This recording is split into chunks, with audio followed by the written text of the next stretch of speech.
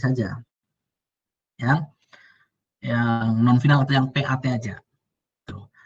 Karena penghasilannya itu hanya yang diperhitungkan yang di sini saja, yang non final saja, maka biaya-biaya yang terkait dengan yang ini, ya, biayanya final, biaya yang terkait dengan bukan objek pajak tidak boleh dikurangkan, ini tidak boleh dikurangkan.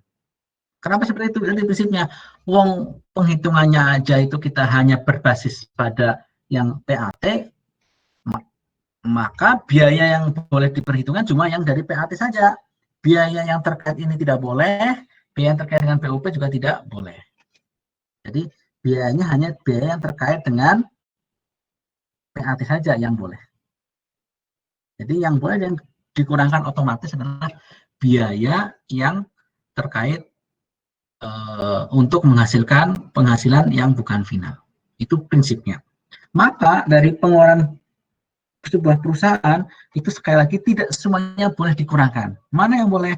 Yang terkait dengan penghasilan yang non final, yang PAT. Nah, itu pun harus memenuhi kriteria 3M. Apa itu 3M? Yaitu mendapatkan, menagih, dan memelihara penghasilan. Pokoknya itu yang terkait dengan itu. Memang ada biaya yang tidak terkait dengan untuk mendapatkan penghasilan? Ada. Contohnya adalah jika saya perusahaan jualan komputer. Nah, tapi apa namanya, direksinya senang sekali boneka beruang. Nah, dia beli boneka beruang yang gede banget. Nah, itu berarti biaya, dia melakukan biaya persen itu, tapi biaya itu tidak terkait dengan upaya untuk mendapatkan, menagih, dan memelihara penghasilan. Itu contohnya ya. Bagaimana kalau berarti apa itu biaya 3M? Semua biaya P3M. 3M kok P3M sih. Ya. Semua, jadi semua yang terkait itu, contohnya gaji pegawai. Pokoknya kalau belajar akuntansi, semua hal yang terkait dengan itu boleh dikurang, asalkan bukan terkait dengan final, bukan terkait dengan bukan objek pajak. Mari kita lihat yang boleh dikurangkan. Oke, sebelum itu masuk ke pembukaan terpisah. Ini tadi lanjutannya ini aja. Nah, kalau prinsip bahwa penghasilan dan biaya final itu tidak perlu diperhitungkan, maka pembukuannya pun harus dipisah. Mana yang final, mana yang tidak final. Ya. Dan yang bukan objek pajak, jadi harus dipisah. Dipisah maksudnya adalah mana yang BOP, mana yang final, mana yang PAT. Itu maksud dari slide ini. Ya, saya tidak perpanjang-panjang di sini. Nah, ada satu kasus, ternyata biaya yang dikeluarkan perusahaan itu apa namanya, biaya bersama. Jadi satu biaya itu hasilnya adalah penghasilannya ada yang BOP, ada yang final, namanya biaya bersama. Nah, kalau biaya bersama artinya tidak bisa dipisahkan mana yang buat final, mana yang BOP, maka harus proporsional. Contohnya seperti ini yang proporsional.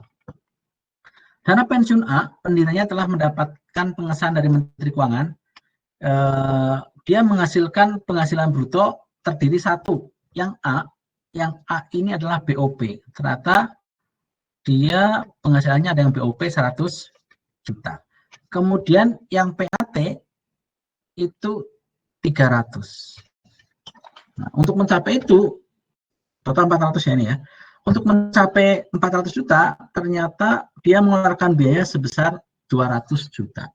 200 juta ini adalah total biaya yang perusahaan itu nggak bisa ngitung mana yang buat BOP ya, mana yang buat PAT ya, dia nggak ngerti. Atau memang sistemnya nggak apa namanya, nggak bisa memisahkan itu. Maka kalau seperti ini kan nggak ini ya, nggak, perusahaan kan nggak boleh mengurangkan 200 semuanya, maka harus dipecah. 200 itu mana yang dialokasikan ke BOP, ini kalian belajar kayak cost counting ya, BOP mana yang PAT dari 200. Nah, lihat proporsinya caranya. Oh, yang BOP itu 100 dari 400, berarti seperempat. Berarti seperempat, BOP itu seperempat, PAT 3/4. Tuh, berarti seperempatnya 200 sama dengan 50 juta. Maka biayanya yang BOP 50 juta, yang PAT itu 3/4 kalikan 200 berarti 150 ya, 150. Maka yang boleh dikurangkan ini adalah boleh dikurangkan yang 150. Itu jadi proporsional. Ya, sampai sini dulu. Ada yang mau dikonfirmasi? Silakan.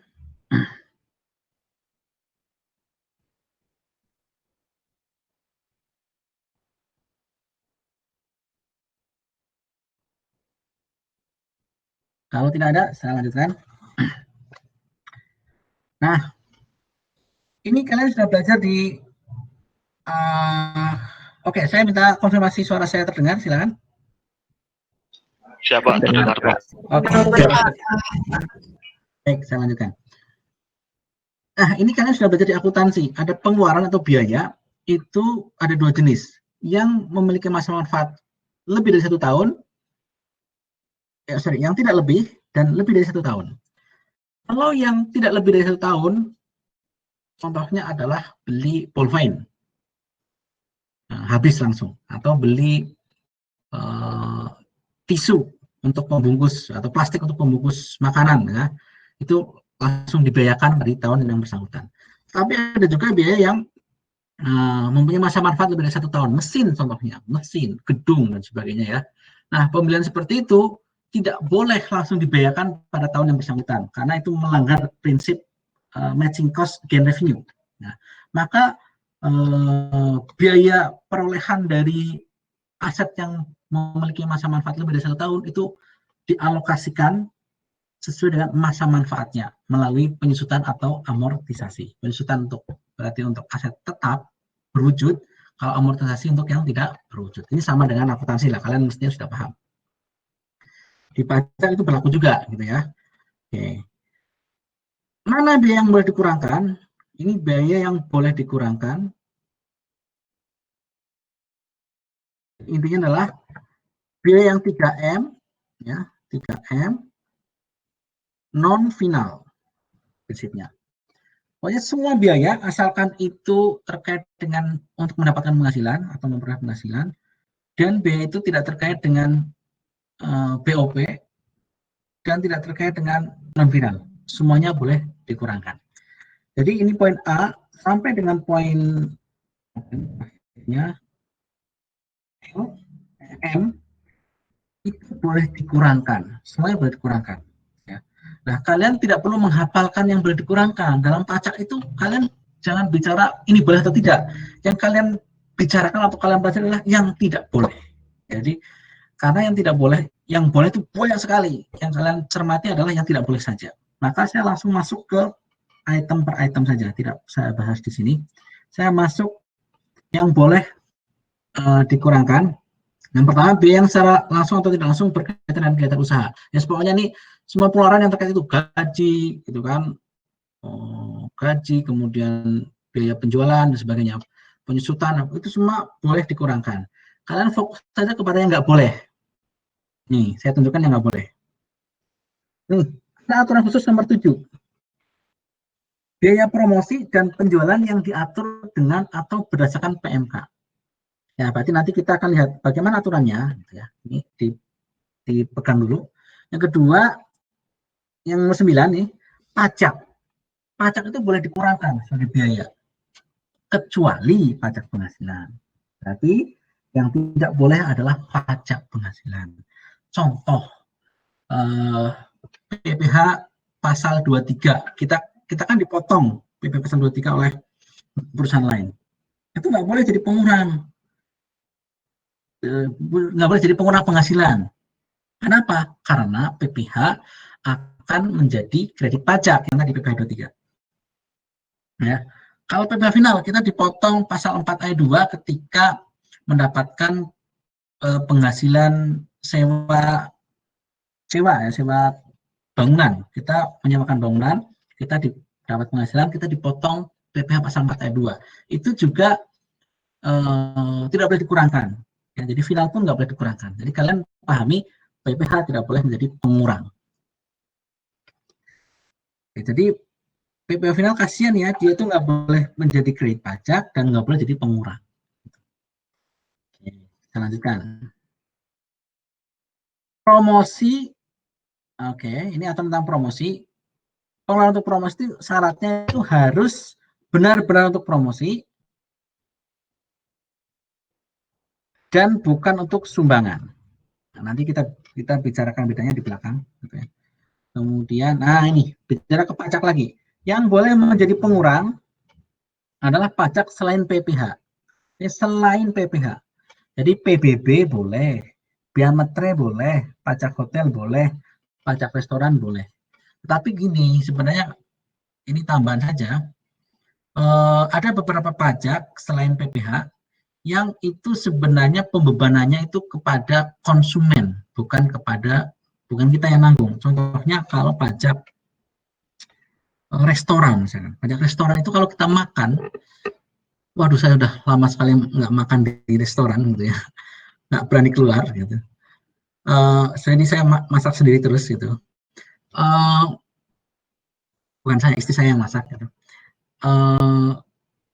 Kalau kita beli sebut saja di KFC misalkan gitu ya, fast food gitu, kita sebagai pembeli dibebani pajak restoran. Jadi ada 10%, bukan PPN loh ya, itu namanya pajak restoran 10%. Itu yang nanggung kita, gitu ya. Tetapi kalau misalkan kemudian entah kenapa yang nanggung adalah sana restoran, maka itu boleh menjadi pengurang. Pokoknya selain PPh boleh menjadi pengurang, tapi yang bukan ditanggung konsumen. Gitu. Sekarang saya mau men-challenge bagaimana PPN. PPN kalau kita belanja ya, kita dipungut PPN. Jadi kalau belanja komputer harganya 10 juta, kita bayarnya 11 juta. Jadi 10 juta itu harganya, PPN-nya 1, totalnya 11 juta. Nah, apakah yang 1 juta ini boleh menjadi pengurang, menjadi biaya di PPh dalam rangka menghitung PPh? Jawabannya adalah, ada yang mau jawab? Sebelum saya jawab, saya mau lihat. Silakan. Tidak, Pak. Tidak boleh. Alasannya kenapa? Dia jadi prepaid ya, Pak. Iya, menjadi ya, PPN itu biasanya akan menjadi pemotongan PPN lain kepada kita yang satu ini kan menjadi kredit pajak di SPT masa PPN kita. Karena menjadi kredit pajak di SPT masa PPN kita, maka itu tidak boleh menjadi pengurang di PPh. Tetapi ingat, kita boleh mengkreditkan pajak masuk, namanya pajak masukan itu ya. Pajak masukan PPN tadi hanya jika kalau kita PKP. Ya. Kalau kita PKP, ini ya, ini sedikit akuntansi pajak sebenarnya.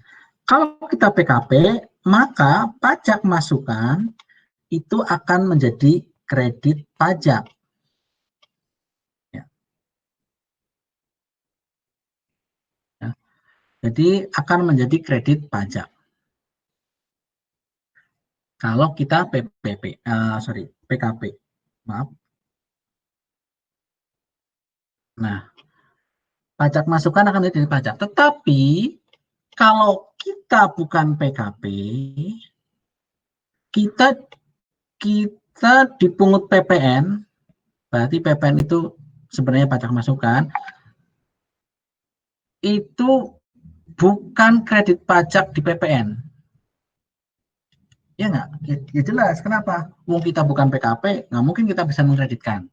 Kalau tidak bisa dikreditkan di ini, maka bisa menjadi biaya dalam penghitungan PPh. Gitu. Itu prinsipnya seperti itu. Maka kalau misalkan restoran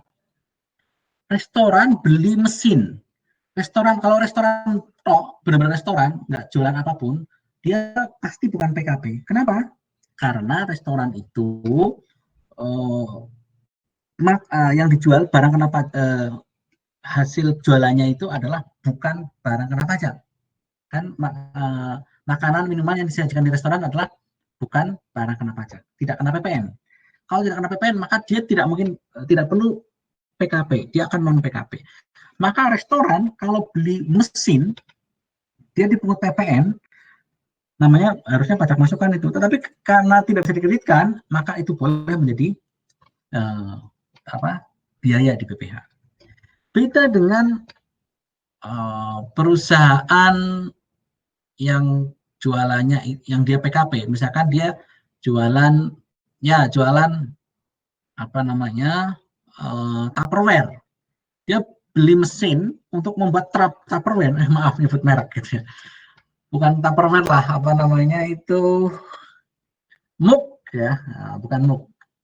Ya ini tumbler lah, tumbler ya.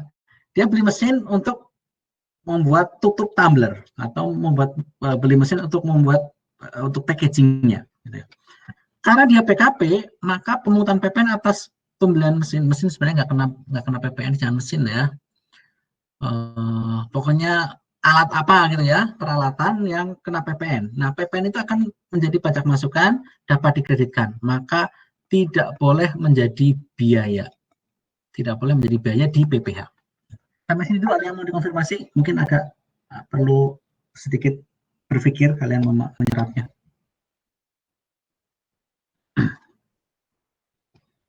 Jadi dilihat kondisinya ya, PKP atau bukan.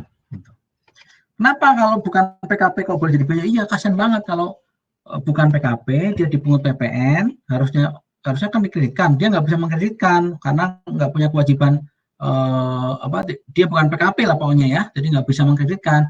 Kalau tidak boleh menjadi biaya di PPh itu kezaliman yang besar, gitu ya, kasihan. Gitu. Maka dia boleh menjadi biaya. Gitu.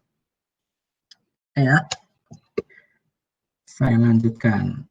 Ada soal itu di soal UAS kalian di kalau nggak tahun kemarin, tahun yang lalu. Gitu ya. Oke, biaya promosi adalah bagian dari biaya penjualan yang dikeluarkan oleh wajib pajak dalam rangka memperkenalkan dan atau menganjurkan pemakaian suatu produk, baik langsung maupun tidak langsung, untuk mempertahankan dan atau meningkatkan penjualan. Ini sama dengan pengertian promosi dalam bisnis biasa lah. Jadi tidak perlu kalian hafalkan ini. Pokoknya sesuatu yang dikeluarkan agar produk dikenal, agar orang mau beli dan sebagainya. Besarnya biaya promosi yang dapat dikurangkan dari penghasilan bruto adalah akumulasi semua, ya sponsorship, pameran, mungkin ada sampel dan sebagainya. Itu adalah biaya promosi, nggak ada masalah. Yang hati-hati di sini. Nah, ini berarti yang tidak boleh dikurangkan. Yaitu kalau ternyata kita mengeluarkan pengeluaran sepertinya buat promosi, tetapi ternyata tidak berkaitan. Nah, dulu pemberian. Jadi kita mengeluarkan uang, tetapi tidak berkaitan langsung dengan penyelenggaraan kegiatan promosi. Contohnya apa ya? Misalkan, ya gini. Contohnya gini. Perusahaan mengeluarkan biaya untuk ini fee-nya SPG, kan itu masuk biaya promosi gitu. Rokok misalkan, nggak boleh nyebut rokok ya. Sampaikan itu pokoknya biaya promosi gitu ya. Dikeluarkan ini biaya, silakan. Tapi ternyata di dalamnya digunakan bukan untuk promosi, tetapi sebagian adalah untuk kepentingan pribadi manajer misalkan. Ya ini ada yang cheating, ada yang nakal misalkan. Yang seperti itu berarti tidak boleh menjadi biaya promosi. Ya tentu saja yang untuk mengetahui itu hanya bisa diketahui jika dilakukan pemeriksaan pajak oleh petugas pajak. Nah, kalau secara umum kan karena sistem perpajakan self assessment di SPT tulis biaya promosi sekian gitu ya. Kalau tidak ada pemeriksaan tidak akan ketahuan. Biasanya seperti itu. Nah, ya, yang tidak berkaitan langsung dengan kegiatan promosi. Yang kedua yang nggak boleh menjadi pengurang adalah biaya promosi untuk ini 3M nih, mendapatkan, menagih, memelihara penghasilan. Tetapi untuk hal yang bukan objek pajak dan final. Ada pertanyaan bagus dari teman kalian, siapa? WA ke saya. Saya sih oke aja kalian nanya via pribadi gitu ya. Tapi saya akan lebih senang lagi kalau kalian nanya di grup. Jadi semuanya tahu. Maka karena itu pertanyaan pribadi, saya jelaskan di grup sekarang di kelas ya. Karena pertanyaan bagus. Pak, kalau begitu yang nomor 2 ini salah satu contohnya adalah biaya promosi untuk 3M tetapi untuk penghasilan yang bersifat final. Berarti kalau ada orang usahanya atau perusahaan usahanya adalah menyewakan apartemen, karena apartemen itu final, berarti promosi untuk iklan untuk apartemen tadi menjadi tidak boleh dikurangkan. Nah, itu pertanyaan seperti itu. Jawabannya benar. Ya, contoh dari biaya promosi untuk hal yang bersifat final. Jadi itu tidak boleh menjadi pengurang. Pokoknya yang terkait dengan BOP sama final tidak boleh dikurangkan. Kita lanjutkan. Dalam hal promosi dilakukan dalam bentuk pemberian sampel produk, besarnya biaya yang dapat dikurangkan dari penghasilan bruto adalah sebesar harga pokok sampel yang diberikan sepanjang belum dibebankan dari Jadi kalau misalkan promosinya adalah ini saya paling gampang rokok karena gini ya, saya punya memori waktu masih sering ke Juramangu, saya kerja tapi masih ke Juramangu itu di stasiun Pondok Ranji itu ada SPG ngasih rokok gitu ya. Saya nggak deket-deket takut sama SPG-nya, takut sama rokoknya karena saya nggak ingin deket dua-duanya, ngeri gitu ya. Nah, rokok tadi misalkan rokok yang disampel itu boleh dibiayakan, tetapi apakah sebesar harga jual atau harga pokok yang boleh dibiayakan? Jawabannya adalah sebesar harga pokok. Itu aja. Jadi jangan sampai dibebankannya sesuai harga jual, nggak boleh, sesuai dengan harga pokok. Oke. Baik, saya lanjutkan. Wajib pajak wajib membuat daftar nominatif ya daftar lah, daftar atas pengeluaran biaya promosi yang dikeluarkan kepada pihak lain. Jadi ini ada salah satu syarat tambahan. Biaya promosi memerlukan daftar nominatif. Daftar nominatif ini disampaikan berbarengan dengan SPT tahunan. Jadi kalau sebuah perusahaan atau badan mengeluarkan atau wajib pajak mengeluarkan biaya promosi, maka harus ada lampirannya berupa daftar pengeluaran biaya promosi itu buat siapa saja. Misalkan dia jualannya mobil, biaya promosinya ini, mohon maaf, ini saya cerita sesuatu yang bukan untuk ditiru. Ini hanya sekedar contoh untuk keperluan akademik.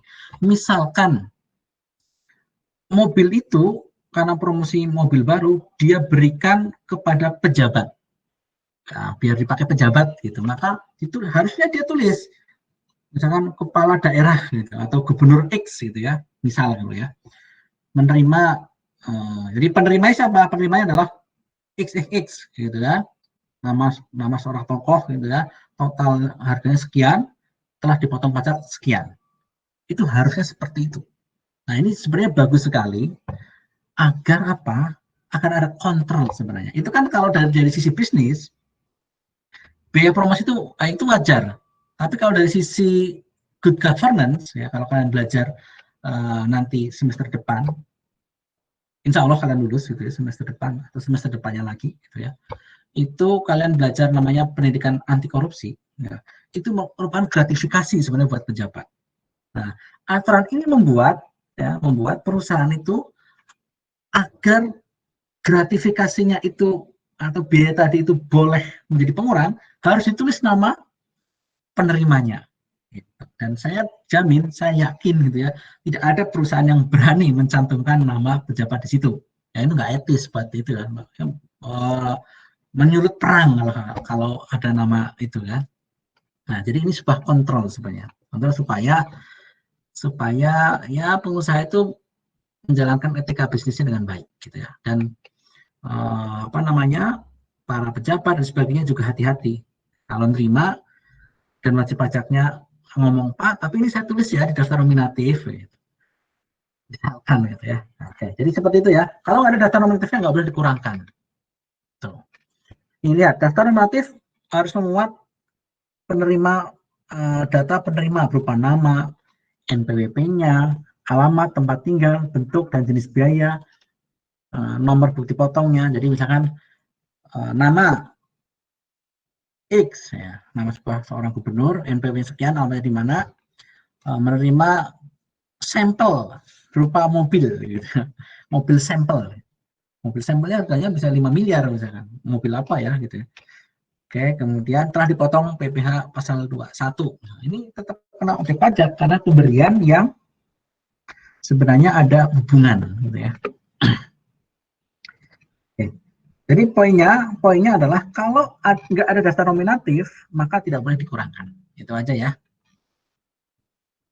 Dalam hal nanti dipenuhi, biaya promosi tidak dapat dikurangkan. Maka dalam soal, kalau kalian ada biaya promosi gitu ya, biaya iklan dan sebagainya, itu kalian harus tulis, biaya promosi ya, kalian harus tulis, kalian harus cek itu apakah ada daftar nominatifnya atau tidak. Nah, ini contohnya daftar nominatif.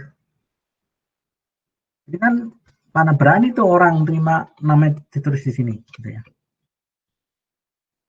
Nah, ini sekali, makanya nanti kalian juga hati-hati ya kalau beberapa dari kalian kan akan jadi pengusaha besar insya Allah, karena kan kalian mungkin jadi PNS sementara gitu ya, suatu saat jadi pengusaha besar, jadi pejabat, jadi anggota parpol, jadi orang-orang yang baik-baik itu tidak ada masalah, yang penting ikuti prosedur ya. Nanti kalian jaga betul gitu etika dalam bisnis itu ya. Oke, ini masih bicara pajak yang dapat dikurangkan dari penghasilan bruto. Ini sudah tadi ya. Pokoknya PBB, pokoknya selain PPh boleh menjadi biaya. Ada satu lagi nih, banyak masukan ya, udah ada tadi udah.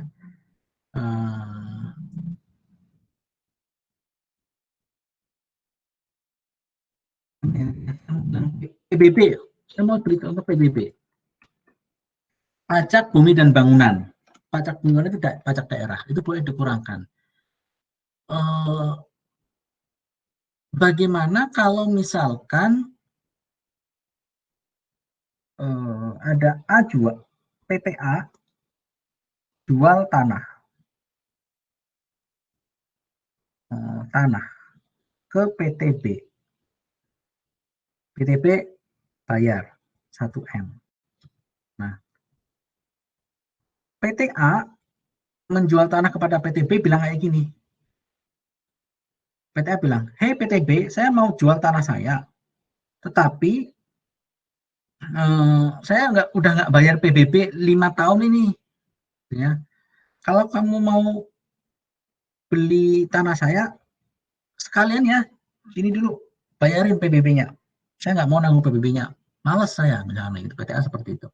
Nah, kalau dalam hal seperti ini, PBB yang nyantol dengan perolehan tanah tadi ini, gara-gara PTA nggak mau ini, pokoknya kalau kamu mau beli tanah saya, ya bayarin PBB-nya, sekalian sama PBB-nya. Saya nggak, soalnya gini, kalau jual beli, pakai akte jual beli, itu PBB-nya harus lunas dulu.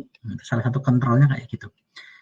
Nah, dalam hal ini PBB-nya pada saat perolehan, ya, ini akan masuk menjadi harga perolehan dari tanah tersebut dan akan disusutkan.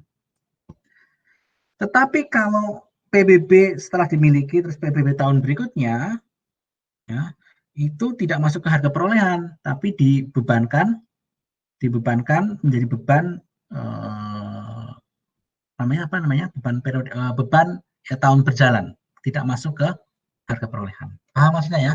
Jadi PBB yang harus kita bayar ketika kita membeli, ya, maka harusnya sih tanggung jawabnya sama penjual, tapi dibebankan ke pembeli, maka PBB tersebut masuk ke harga perolehan. Itu disusutkan sepanjang masa manfaat bangunan lah ya, bangunan tanah yang nggak bisa disusutkan ya, bangunan misalkan.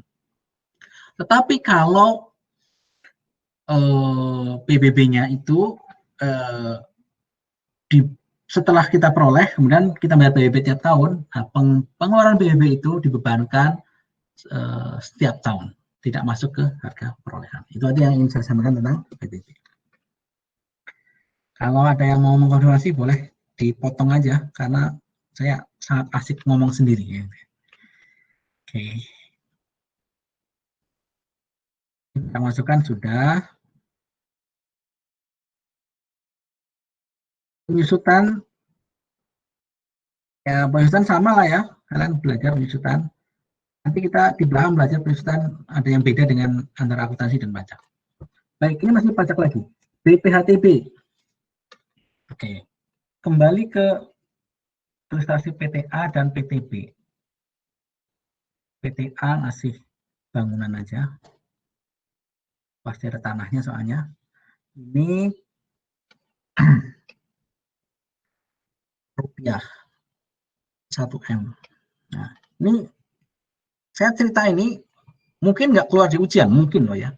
Atau mungkin keluar, saya nggak tahu. Tahu ding, cuma nggak bilang. Gitu. Orang udah jadi soalnya. Gitu. Baik. Tapi rahasia ya. Gitu.